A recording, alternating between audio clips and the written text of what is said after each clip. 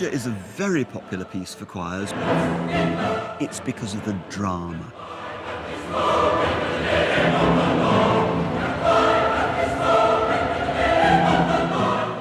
I mean, the overture. It's so good. And it begins with something that sounds like Jaws. It goes, ba-dum, da-dum, da-dee-da-ya-da-da-da-dum, and you can feel this anxiety.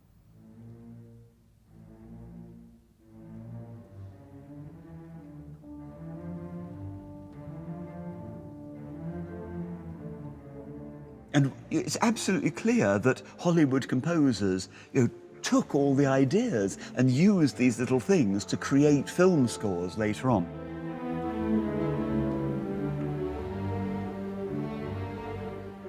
The choir music is extremely grateful. The part of Elijah is an operatic dream, if you like. It's full of marvellous tunes, and the contrasts between a cappella trios and big orchestral numbers and fantastic arias, and it's so clearly based on Bach and Handel.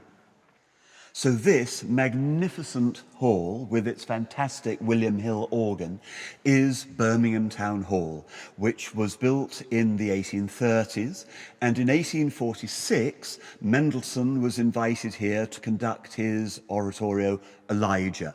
Mendelssohn came and he had a really big success with Elijah here. He conducted it. He had a fantastic time in the city. Elijah was a gigantic performance.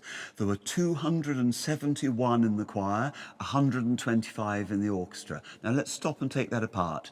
This hall today, there's room for 120 in the choir stalls. Somehow they got 271 in there.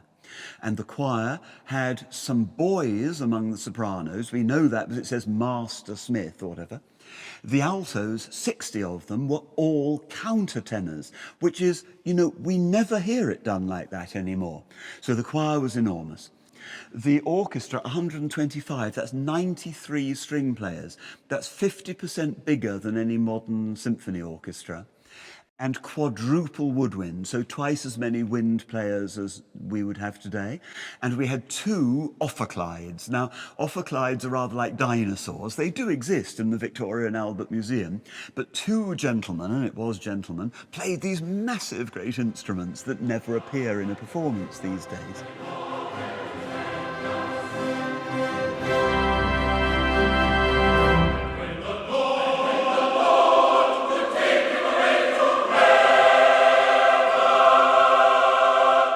And the organist in the first performance was a man called Gauntlet. Now, he wrote, "Once in Royal David City." He was a church organist just down the road. And in the score, there is this, in Gauntlet's handwriting, there is this great big C major chord as a semibreve, as a whole note. And it says at the bottom, expressly at the request of Mr. Mendelssohn. Now, what is so splendid about this is, of course, you can just feel Mendelssohn as a result of this. But the thing is, for 40 years in this hall and in Symphony Hall, I've been sitting taking notes with famous conductors. Simon Rattle says, a little bit more lemon juice here. Sing this like your lives depended on it. And it's written in all my scores.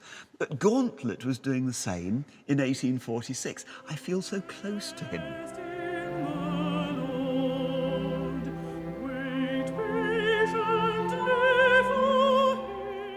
I'm really excited that Edition Peters has given us a new edition of Elijah, Elias. Why have we got it? Well, some of the old editions are very cramped and look like they've been through the mill, so you really can't read them very well. Others underlie both languages, English and German, and that's terribly confusing because the music doesn't fit the words, so you need one or the other. So Edition Peters has given us Elijah only in English and Elias only in German. Now, the orchestral material and the orchestral score fit both. So this is fantastic. Now, it's the latest scholarship, which means that all the scores in Germany, in Oxford, in Birmingham, all the material's been looked at. Corrections have been made. The gauntlet C major chord is in there. There's a fantastic long academic preface, and I've been lucky enough to be able to write showing how the first performance was, with all the details of, because you always need to know that as a conductor, where, when. I mean, just look here. Over there, we know the timpanists, and there were 2 sets, were right at the top behind the choir, and we've got a picture of it. We've given all that evidence. So it's the perfect performing material, so a conductor can say, I've bought this edition, I don't have to do any more thinking, I can just do it and I'm getting it right.